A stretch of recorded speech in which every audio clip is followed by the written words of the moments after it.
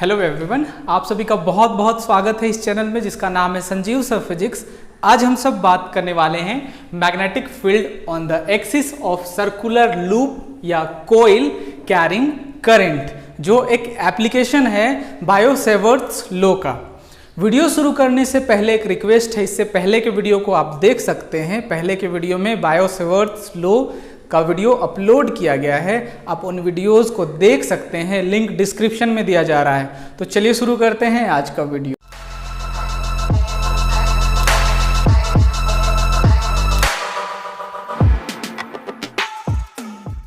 इस वीडियो में हम सब बात करने वाले हैं एप्लीकेशन ऑफ बायो-सेवर्ट्स लॉ, जिसके अंतर्गत हम लोग जानेंगे magnetic field on the axis of circular loop या कॉइल, है ना, कैरिंग करंट, जिस पर करंट हो। तो यहाँ जैसा आपको फिगर पहले से बनाया हुआ है, ये फिगर आपको कोई भी बुक में मिल जाएगा, लेकिन इसका एक्सप्लेनेशन नहीं मिलता कि ऐसा फिगर हम क्यों बनाते हैं, है ना। तो यहाँ आपको जैसा कि दिखाया है, एक सर्कुलर कॉइल है या लूप है जिस पर करंट कौन से डायरेक्शन में है, क्लॉकवाइज में है। अब सवाल ये उठता है, क्लॉकवाइज डायरेक्शन में करंट है, अगर एंटी क्लॉकवाइज लेते तो क्या होता। तो ज्यादा चेंजेस नहीं होता। एंटी क्लॉकवाइज जब आप लेते तो ये जो dB साइन थीटा बाहर दिख रहा है वो अंदर बन जाता, ठीक है ना। तो अब सबसे पहले हम लोग समझेंगे ये जो फिगर ऐसा यहाँ बना है उसके पीछे लॉजिक क्या है, क्योंकि कहीं भी ये बताया नहीं रहता है कि ये ऐसा क्यों बना। यहाँ जो magnetic field dB cos theta dB sine theta बना है, ये dB है, वो क्यों है। तो यहाँ जो सर्कुलर लूप आपको बनाया गया है उसमें करंट का जो डायरेक्शन लिया गया है वो क्लॉकवाइज है ना, क्लॉकवाइज। तो ऐसा जो हम सब ने बनाया है, तो यहाँ जो फिगर बना उसको समझना है सबसे पहले। ये तो आपको पता है, ये आपको पता है कि ये सेंटर है सर्कल का, यहाँ से x डिस्टेंस पर एक पॉइंट P है और यहाँ से वो डिस्टेंस r है, तो ये भी हो जाएगा r। और r क्या हो सकता है, ये डिस्टेंस अगर r है, ये x है, तो ये r square plus x square, ठीक है। ये थीटा एंगल है, ये भी थीटा एंगल है। यहाँ तक तो समझ में आता है, लेकिन ये जो हो रहा है वो समझ में नहीं आ रहा है, उसको समझना है हम लोग को कि वो कैसे हो रहा है, ठीक है। तो उसके लिए हम सब बनाते हैं एक सर्कल, और एकदम सेम करंट जो है कौन से डायरेक्शन में है, क्लॉकवाइज में, ठीक है ना। तो क्लॉकवाइज में ऐसा ही आपका डायरेक्शन होगा, ठीक है। ये हो गया क्लॉकवाइज। अब यहां से हम सब इस सेंटर से एक पॉइंट कंसीडर करते हैं P, जो पॉइंट वहां P आपको दिखाई दे रहा है। हम सब इसको समझने वाले हैं, क्योंकि ऐसा एक्सप्लेनेशन आपको कहीं नहीं मिलेगा। बहुत सारे बुक्स में ये फिगर तो बना दिए जाते हैं और फिगर बनाने के साथ ये आपको दिया रहता है, लेकिन क्यों ऐसा हुआ ये नहीं समझ में आता है। तो यहाँ इस वीडियो में आपको ये समझ में आएगा कि ऐसा फिगर आता कैसे है। आप इस वीडियो को लास्ट तक देखें, आपको समझ में आ जाएगा। तो हम सबको पता है कि किसी भी कंडक्टर में जब कोई करंट फ्लो करता है तो उसके चारों ओर मैग्नेटिक फील्ड प्रोड्यूस्ड होता है, जिसको हम लोग कैसे निकालते हैं, Maxwell right hand thumb rule से, ठीक है ना। तो करंट का डायरेक्शन थंब है, तो ये फिंगर जो है वो कौन सा डायरेक्शन है, ये है एंटी क्लॉकवाइज, ठीक है। ऐसा होता है। और यही अगर करंट डाउनवर्ड है तो ये आपका क्या हो जाता, ऐसे, ठीक है। करंट अगर डाउनवर्ड है, ये अपवर्ड के लिए हो गया ये डायरेक्शन, ठीक है। और ये डाउनवर्ड के लिए ये क्या हो जाएगा, ये अपोजिट हो जाएगा, ठीक है, क्लॉकवाइज। तो ये हो गया, ये हम सबको पता है, ठीक है। तो यहां जब हम लोग बनाना शुरू करेंगे इस पॉइंट पर, इस पॉइंट की वजह से जो DL वहां दिखाया गया है उसकी वजह से, तब क्या होगा, ये हो गया करंट का डायरेक्शन, ठीक है। ये हो गया करंट का डायरेक्शन, ये हो गया मैग्नेटिक फील्ड। तो ये मैग्नेटिक फील्ड को आप ड्रॉ करेंगे ऐसे, ठीक है। ये हो गया डायरेक्शन, या फिर ऐसे रखें, फिर हाफ बनाते जाएं आप इसको। अभी हाफ ही सर्कल बना रहे हैं, ये पूरा सर्कल बनता और इसका डायरेक्शन भी साथ साथ चलता है ना। ये हो गया डायरेक्शन, डायरेक्शन या डायरेक्शन, ये हो गया, ठीक है। अब इस पॉइंट पर आपको निकालना है, तो इस पॉइंट पर आप ले लेते हैं टेंजेंट। क्यों, क्योंकि आपको पता है किसी भी मैग्नेट में आपने पढ़ा है मैग्नेटिक फील्ड लाइन होता है जो ट्रैवल करता है नॉर्थ से साउथ आउटवर्ड और इनवर्ड्स साउथ से नॉर्थ। तो इस मैग्नेटिक फील्ड लाइन में मैग्नेटिक फील्ड का डायरेक्शन किसी खास पॉइंट पर निकालना हो तो वहां पर हम टेंजेंट ड्रॉ करते हैं, वहां पर हम टेंजेंट ड्रॉ करते हैं। टेंजेंट वो होता है जो किसी भी सर्कल को टच करके सिर्फ निकलता है, इंटरसेक्ट नहीं करता है। तो यहाँ जो सर्कल बन रहा है उसको ये पॉइंट पर सिर्फ टच करके निकलेगा और ये हो जाएगा डीबी वेक्टर, है ना। इस डिस्टेंस की वजह से यहां बन रहा है डीबी वेक्टर, उसका डायरेक्शन उधर है, ये डायरेक्शन हो गया, ठीक है। अब दूसरा जो आप बनाएंगे इसके लिए बनाएंगे, वैसे तो पॉइंट इनफाइनाइट होंगे, है ना, ऐसा पॉइंट तो बहुत हो सकता है। इसके लिए बनाएंगे तो इसके लिए क्या डायरेक्शन होगा, इसके लिए डायरेक्शन क्या होगा, ये हो गया आपका करंट का डायरेक्शन, ठीक है, करंट का डायरेक्शन, ये हो गया डायरेक्शन मैग्नेटिक फील्ड का, ठीक है। तो ये हो गया आपका डायरेक्शन मैग्नेटिक फील्ड का, ठीक है। ये एकदम डायरेक्शन आप उसको लेते जाना है, ये डायरेक्शन है, ये फुल सर्किल बनेगा, पर इसको समझाने के लिए सिम बनाना आसान हो बोल के इस पॉइंट पर, ठीक है, इस पॉइंट पर। तो यहां के लिए भी आप टेंजेंट लेते हैं, डायरेक्शन आपको पता है, ये तो डायरेक्शन इधर ही है, ठीक है, यहां का डायरेक्शन आपको पता है उधर है। तो ये भी हो गया आपका dB, ये dB इसकी वजह से, ये dB इसकी वजह से, ये dB इसकी वजह से और ये dB इसकी वजह से, ठीक है। और यहां एंगल लिया गया है थीटा, ये भी है थीटा, ठीक है। अब उस फिगर को समझते हैं और आगे हम सब समझते हैं कैसे हुआ। अब यहां जो सेंटर से डिस्टेंस लिया गया है ये P है, ठीक है, ये आपको समझ में आ गया होगा, ये फील्ड लाइन, ठीक है। तो यहां इसको मिटा दिया जा रहा है ताकि यहां फिगर बन सके। अब इस पॉइंट पर एक परपेंडिकुलर लिया गया है, ठीक है, परपेंडिकुलर लिया गया है जो ये डॉटेड लाइन आपको दिखाई दे रहा है, इसको आप भी डॉटेड बना सकते हैं, ये डॉटेड लाइन, ठीक है। और डॉटेड लाइन के साथ dB का क्या एंगल है, अभी इसको भी मिटा दिया जाए। डॉटेड लाइन के साथ dB का एंगल है थीटा और ये भी एंगल है थीटा, ठीक है। और यहां से जो लाइन आ रहा है वो भी है थीटा, ये ट्रायंगल के प्रॉपर्टी से थीटा हो जाता है। ये थीटा तो समझ में आता है, लेकिन जब आप ट्रायंगल्स की प्रॉपर्टी से देखेंगे तो ये एंगल इसके बराबर हो जाएगा। इसका भी प्रूव है, ठीक है ना, इसको भी आप प्रूव कर सकते हैं, ये जो दिया जा रहा है उसको भी प्रूव कर सकते हैं। ये थीटा होगा तो ये भी थीटा हो जाएगा, ठीक है। तो ये जैसे थीटा हो गया और ये लाइन परपेंडिकुलर, तो ये आपका परपेंडिकुलर ड्रॉ किया गया है और ये अगर एंगल है तो एंगल के सामने वाला हो जाता है परपेंडिकुलर और ये आपका हो जाएगा इस ट्रायंगल का, इस ट्रायंगल का ये हो जाएगा बेस और ये बेस के साथ हमेशा होता है कॉस थीटा। आप ऐसे कैलकुलेशन करके देखे होंगे, ये अगर एंगल है, ठीक है, तो एंगल के सामने वाला परपेंडिकुलर, ये बेस, तो कॉस थीटा क्या होता है, कॉस थीटा होता है b/h। सो b क्या होता है, h कॉस थीटा, ठीक है। तो यहाँ h क्या है, यहाँ h है dB, इसीलिए ये है dB cos थीटा। अब ये हो गया dB cos थीटा, ये भी हो जाएगा dB cos थीटा, ये dB, ये dB, ठीक है। अब ये क्या हो जाता, इसको आपको समझना है, ठीक है, ये क्या हो जाता उसको आपको देखना है।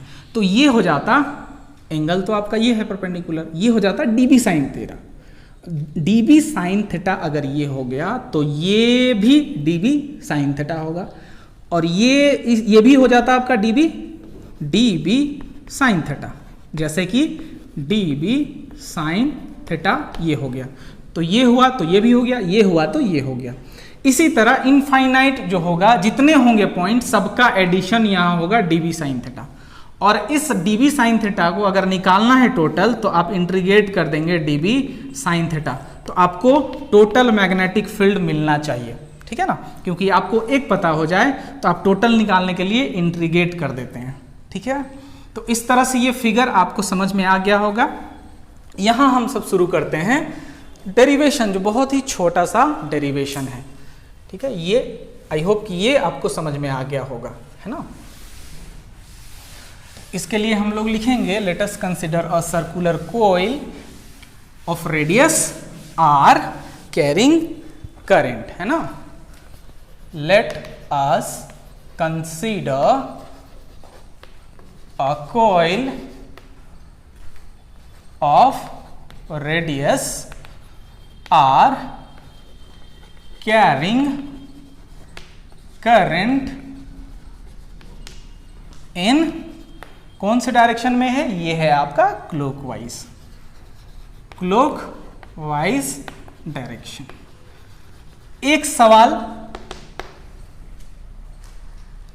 dB साइन थीटा का डायरेक्शन उधर कैसे हुआ, इसका जवाब अभी तक नहीं मिला है, ठीक है, उसमें छूट गया, इसमें आपको समझना है। इसके लिए बनाते हैं हम एक सर्कल, जो ये बना हुआ है सर्कुलर कंडक्टर, सर्कुलर लूप, जिस पर करंट क्लॉकवाइज फ्लो कर रहा है। फिर से वही फिगर बनेगा, है ना, फिर से वही फिगर बनेगा। इसमें डायरेक्शन क्या हो जाएगा, ये हो गया करंट का, ये हो गया ऐसा डायरेक्शन, ठीक है, ये डायरेक्शन आपको मिल गया, ठीक है। अब यहाँ भी आप जब इसको ड्रॉ करते तब इसका भी डायरेक्शन मिलता, ये हो गया करंट का डायरेक्शन, फिर से ये बाहर, तो फिर से ये आप बनाते, फिर से आप ये बनाते, फिर से आप ये बनाते,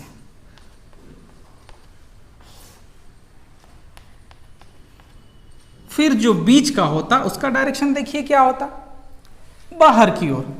और ये जो लाइन बनता है, वो जो प्लेन है, ये जो सर्कल का जो प्लेन है उसके बाहर की ओर है, उसके बाहर की ओर, क्योंकि ये 3D फिगर है, उसको 2D में बनाया तो ऐसा लग रहा है सर्कल के ऊपर चल गया, नहीं, ये अंदर से पार है ना, ये कुछ ऐसा बाहर की ओर है। ये आपका dB साइन थीटा का डायरेक्शन है, जो रिजल्टेंट मिल रहा है हम लोगों को, ठीक है ना।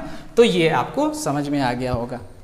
तो इसमें करना क्या है, let us consider a coil of radius r carrying current in clockwise direction, ठीक है, क्लॉकवाइज डायरेक्शन में करंट फ्लो कर रहा है। सो मैग्नेटिक फील्ड, है ना, इसमें बाकी क्या है, let P be the point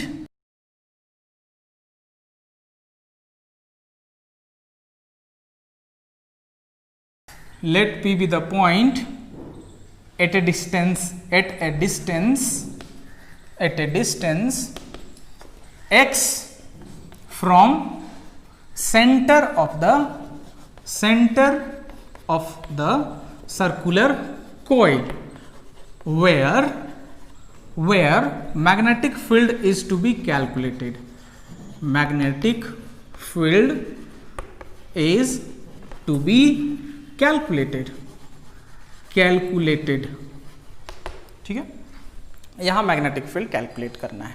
तब हम क्या करेंगे, यहां एक्स वाई पॉइंट की वजह से यहां मैग्नेटिक फील्ड, और ये एक्स डैश वाई डैश की वजह से यहां मैग्नेटिक फील्ड आपको बताया गया है। तो यहां जो मैग्नेटिक फील्ड होगा उसको हम कैसे लिखेंगे, पहले एक्स वाई के वजह से लिखते हैं, है ना, एक्स वाई की वजह से पी पर क्या होगा, तो वहां आपको मिल जाएगा dB, है ना, वो जो dB एक्स वाई की वजह से जो dB है वो मिल जाएगा। सो मैग्नेटिक फील्ड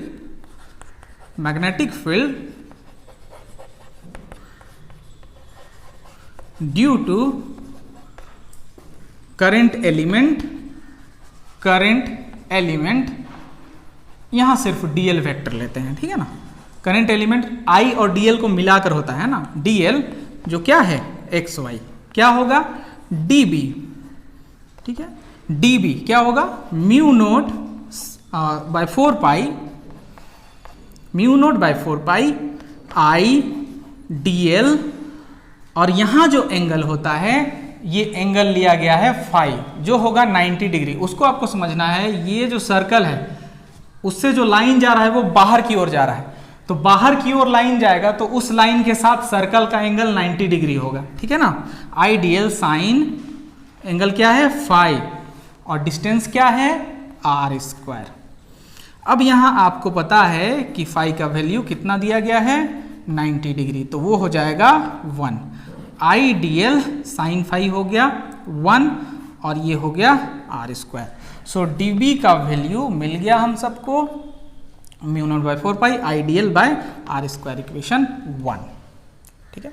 उसी तरह इसका भी निकालते, लेकिन ऐसा हम लोग नहीं करेंगे। हम लोग को निकालना है मैग्नेटिक फील्ड यहाँ पर पॉइंट P पर। तो क्योंकि इनको हम सब रिजॉल्व कर चुके हैं तो और कुछ कैलकुलेशन नहीं जानना है, हमको समझ में आ गया है कि ये सब फिगर कैसे आया, ये सब फिगर कैसे आया, है ना।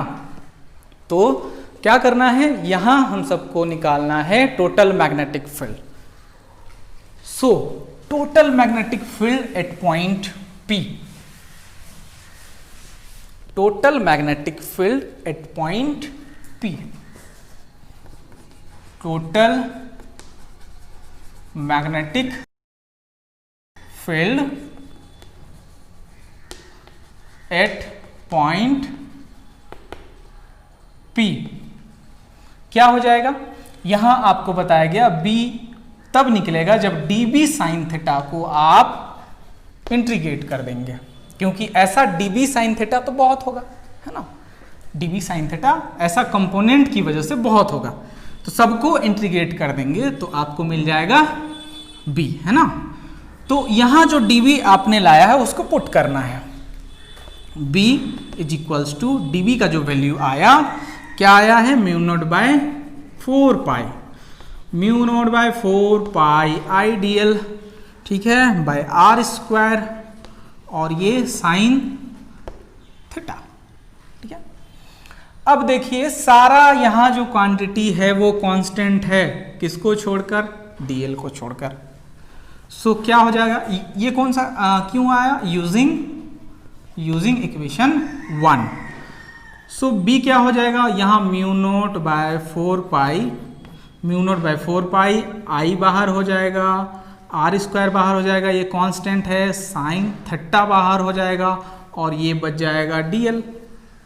अब आपको समझना है कि dl जब आप इंटीग्रेट कर देते, dl को जब आप इंटीग्रेट कर देते तो ये मिलता आपको l, और l हो जाता length of the whole circle, जो होता है सरकमफेरेंस 2 पाई r, ठीक है। तो 2 पाई r आपको मिल गया, तो ये 2 पाई r का वैल्यू यहां पुट कर देना है। So B mu naught by 4 pi I sine theta by r square, ठीक है, आर स्क्वायर, और dl के जगह में 2 पाई r। इसको थोड़ा सा और मॉडिफाई करना होगा, यहाँ कुछ वैल्यू को रखना होगा, उसको भी हम सब करेंगे। क्या करना है इसमें,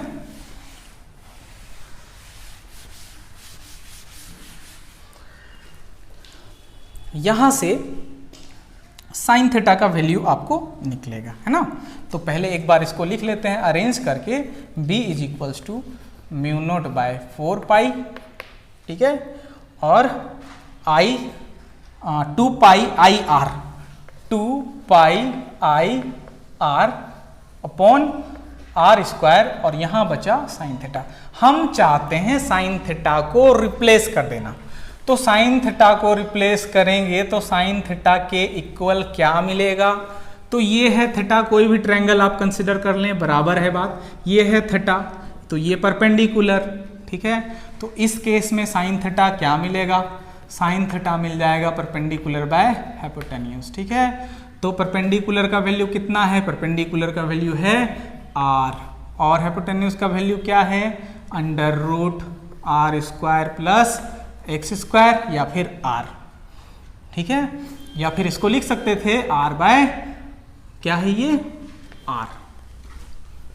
तो साइन थीटा के जगह में मिल जाएगा r बाय r, या फिर r बाय, जब चेंज करेंगे r को तो r के जगह में क्या वैल्यू है, r square plus x square. तो B आपका क्या हो जाएगा, mu naught by 4 pi, 2 pi I r upon r square, और साइन थीटा के जगह में r बाय r। तो यहां से mu naught by 4 pi 2 pi I r square, और ये हो जाएगा आर क्यूब, और r का वैल्यू आपको पता है under root r square plus x square. तो इस वैल्यू को जब आप इंट्रोड्यूस कर देंगे ऊपर, तब क्या हो जाएगा, B is equals to mu naught by 4 pi 2 pi I r square, और ये आर क्यू के जगह में लिखते तो इसको आप क्या लिख सकते थे, इसको आप लिख सकते थे r square plus x square to the power half. ठीक है, तो ये हो गया हाफ और ये हो गया क्यू, तो ये पूरे जो पावर आपका होगा r square plus x square. ठीक है, आर के जगह में आप लिखते 1/2 और ऊपर से ये क्यूब है तो ये हो जाता 3/2। ठीक है, ये एक्सप्रेशन है आपका,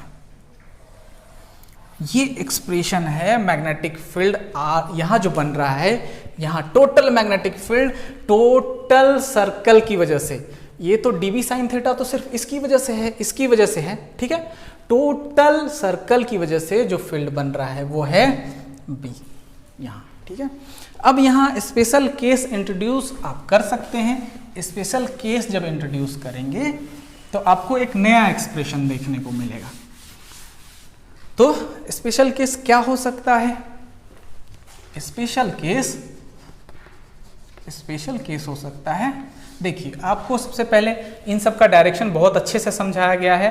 अगर आपको कोई कंफ्यूजन होता है तो आप कमेंट सेक्शन में कमेंट कर सकते हैं। ठीक है ना, हम ये मान के चल रहे हैं कि x बहुत दूरी पर है, बहुत बड़ा है, तब r ऑटोमेटिक बहुत छोटा हो जाएगा।